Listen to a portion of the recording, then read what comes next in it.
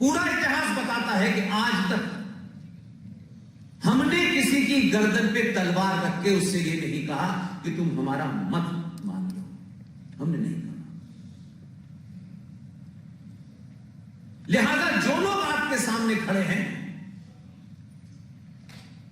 वो है कौन? ये वाला अच्छा है, ये वाला मॉडरेट है, ये थोड़ा सा कट्टर है। ये परिभाषाएं हमने अपनी कायरता को छुपाने के लिए गढ़ी है। जो कुरान मजीद को मानता है वो उसामा बिन लादेन ही बनता है। इसमें ये वाला वो वाला कुछ नहीं होता। कोई एक शहनाई बजाने लगे और शहनाई बजाने से पहले वो मंदिर जाने लगे, लेकिन वो फिर 20 करोड़ मुसलमानों की गारंटी नहीं है। इसलिए आज की समस्याओं का समाधान आपको करना है, कोई बाहर से आएगा नहीं। उत्तर प्रदेश वाले खासतौर से और बनारस के लोगों को इसलिए भी मुबारकबाद देता हूं कि आप बाबा विश्व की इस नगरी में आसानी से किसी को अपनाते नहीं हैं, क्योंकि यहां के जीवन की शैली कुछ और है। यहां अच्छे अच्छे भी नहीं सुनते लोग, अच्छे अच्छों को पानी पिला देते हैं। और अगर आप 2-2 बार सुन रहे हैं तो मान लीजिए कि फिर काशी बदल रहा है, और काशी बदलेगा तो जो सुशील भाई कह रहे थे, इसका असर फिर काबे में भी नजर आएगा।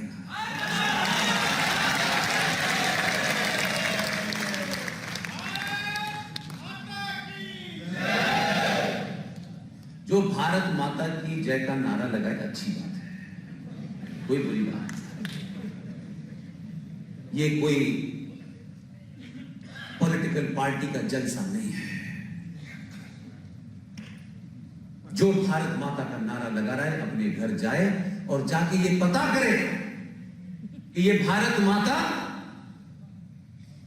15 अगस्त 1947 को 21 लाख लोगों की लाशों पे आपको मिली थी। कायर लीडर और कायर समाज ने 47 से लेकर के 2020 तक 29 राज्यों में हिंदू माइक्रोस्कोपिक माइनॉरिटी हो गया है, लेकिन भारत माता का नारा लगा है। जब आप ये नारा लगाते हैं तो हजारों लोग समझते हैं कि भारत माता सुरक्षित है, कि भारत में बैठ के लोग नारा लगा रहे हैं, लेकिन उसके नीचे आपकी जमीन खिसक गई है। हमारे और आपके बीच में से निकल के जाने वाले लोग जोगा कोई भी पहन ले, इतिहास लिखा जाएगा तो उनको माफी नहीं मिलेगी। और हम उन लोगों में अपना नाम नहीं लिखाना चाहते कि हम उनका नाम बताना नहीं चाहते कि जिस बीमारी के लिए 75 साल का एक युवा पुरुष, 35 साल का उनका बेटा, जिन चीजों की लड़ाई लड़ रहा है, ये औरंगजेब और बाबर ने नहीं की थी। ये औरंगजेब के खिलाफ लड़ाई नहीं लड़ रहे, ये बाबर के खिलाफ लड़ाई नहीं लड़ रहे। ये भारत की संसद, उस संसद में बैठने वाले वो लोग जो ये कहते रहे हैं कि हम तुम्हारे हैं, इस संस्कृति के हैं, और हम और तुम्हारे बीच में एक ही रिश्ता है कि तुम भी हिंदू और हम भी हिंदू। उनकी गिनती चाहे 10 थी चाहे 117 थी, मैं ये मानता हूं आग अगर यहां लगी हो तो चौराहे चौराहे चिल्लाएंगे और बनारस में लोग 5-5 घंटे बैठ के सुनेंगे। इससे कसूरवार बाबर और औरंगजेब नहीं है। उनको जो करना था कहे वो दुनिया में यही किया, कोई नई बात नहीं है। उस इतिहास में जाकर के अब कोई फायदा नहीं होना है। इतिहास में जाके 1991 में भारत की संसद ने किस पार्टी के कितने एमपी थे। आज गूगल सर्च कर लीजिएगा। उन लोगों की क्या भूमिका थी जब प्लेसेस ऑफ वर्शिप एक्ट बंद करके पास हो रहा था। क्या 91 के बाद वो एमपी आपके बीच में वोट मांगने नहीं आया, एमएलए वोट मांगने नहीं आया। वो समाज के तमाम सारे ठेकेदार जो सुबह से शाम तक हर चीज पे अपना प्रवचन देते हैं, उन्होंने आपको बताया कि हमने जिनको भेजा था हिंदुत्व की पट्टी से निकल करके ये भारतीय जनता पार्टी के लोग जाएंगे। उनसे पूछा कि जब ये कानून बन रहा था तो आपके मुंह पे ताला लगा हुआ था क्या? आप उस कानून को बनने से नहीं रोक सकते थे, समझ में आता है। लेकिन बनारस में क्या किसी चौराहे पे या उस पप्पू की दुकान बंद हो गई थी, वहां पे आके तो बोल सकते थे, अपने लोगों को बता तो सकते थे कि ये जघन्य अपराध हुआ, मैं रोक नहीं पाया, लेकिन इस घुटन से मैं मरना नहीं चाहता हूं। ऐसे ऐसे कानून बने, हम कुछ कर नहीं पाए।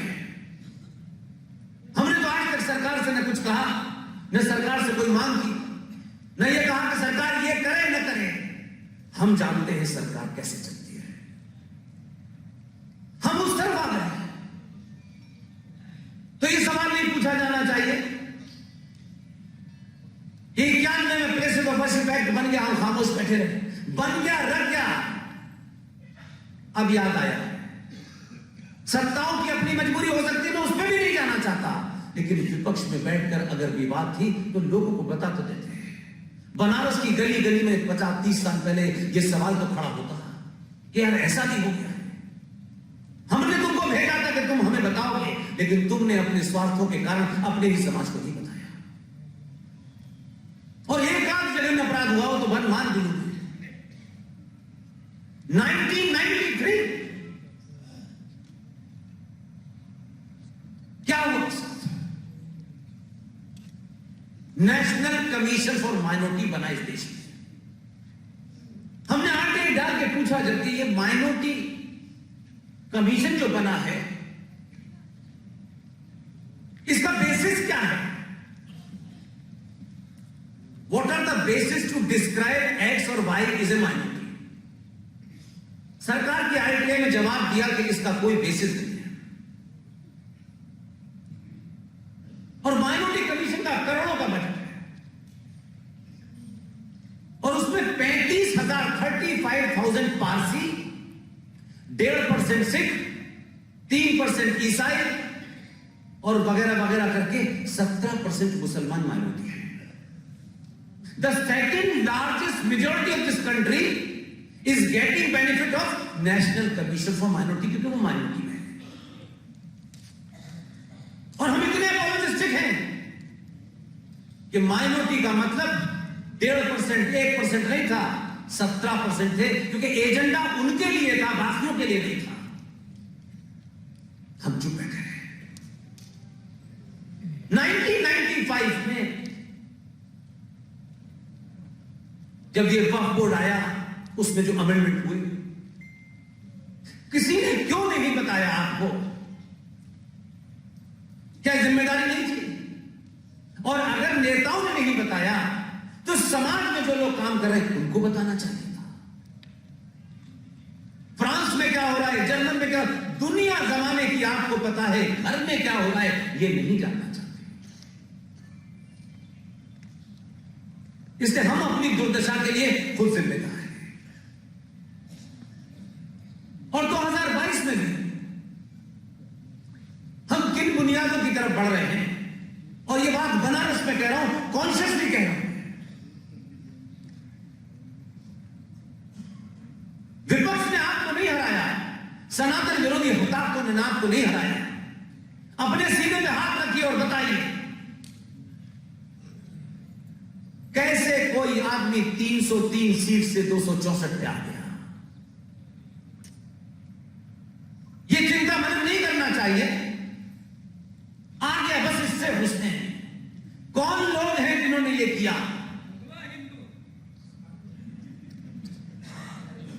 कल ये 64 से 200 पे चला जाएगा, आप कुछ गालियां देंगे, आपस में झगड़ा करेंगे, चले जाएंगे और फिर अपने भाइयों को गाली देंगे कि देखिए फला आ गया।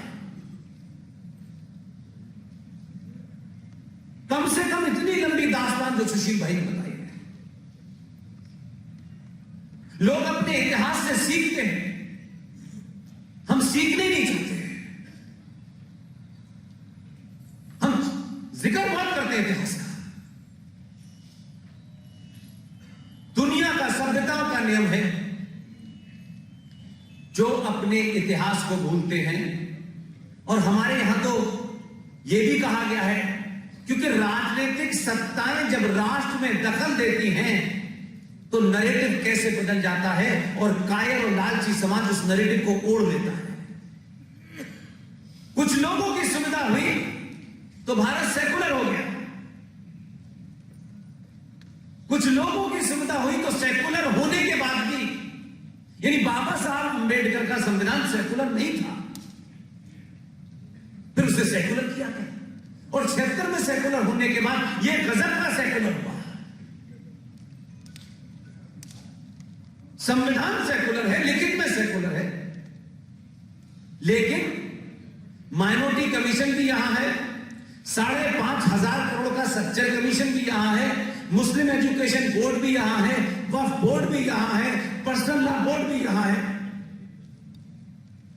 कहीं दुनिया में सुना यह डिबेट नहीं होनी चाहिए, पार्लियामेंट में कोई इस पर डिबेट नहीं करना चाहता। जो बात हरिशंकर जैन साहब ने कहा कि आर्टिकल 30 के तहत पहले से ही आपने गड़बड़ कर रखा है, यानी पिछले 70 सालों में आपका अचीवमेंट यह है कि भारत के संविधान में जो कुछ आपके पूर्वज थोड़ा बहुत ठीक ठाक करके गए थे, आपने 70 सालों में इस चाटुकारिता के चलते, दलाल नेताओं के चलते एक पैरेलल व्यवस्था खड़ी कर दी है। अब हमारी सारी ताकत इस पीढ़ी की लगती है कि पहले ये प्लेसेस ऑफ वर्शिप एक्ट का मुकदमा लड़े, और व्यवस्था में बैठे हुए लोगों से भी लड़े, और अपने लोग ये समझें कि बस वो लड़ रहे हैं, हमारा काम क्या है, हम तो ताली बजाएंगे। क्या इन जैसे योद्धा पूरे देश में लड़ रहे हैं? कभी किसी ने पूछा? विष्णु शंकर जैन, क्या तुम अपना कैरियर नहीं बना सकते थे? क्या हरिशंकर जैन को एज ए अधिवक्ता, एज ए एडवोकेट, इनके ज्ञान का लोगों को पता नहीं था, इसलिए बाबरी मस्जिद वालों ने इनको करोड़ों रुपए की पेशकश की थी, हमारा मुकदमा नहीं लो। लेकिन ये नहीं रहे। लेकिन समाज ने पूछा, करोड़ों रुपया ठुकराने वाले हरिशंकर जैन साहब, विष्णु शंकर जैन साहब, इस युद्ध को लड़ते में कभी आपको कोई पैसे की तंगी तो नहीं आई है? सिर्फ पूछ ही लेते, ये कभी मांगते नहीं आपसे। और आप पूछते तो पूरे देश में हजारों विष्णु शंकर पैदा हो जाते कि समाज आज की चुनौतियों से लड़ने वाले योद्धाओं की चिंता करने लगा है। बस इतना ही तो कहना था।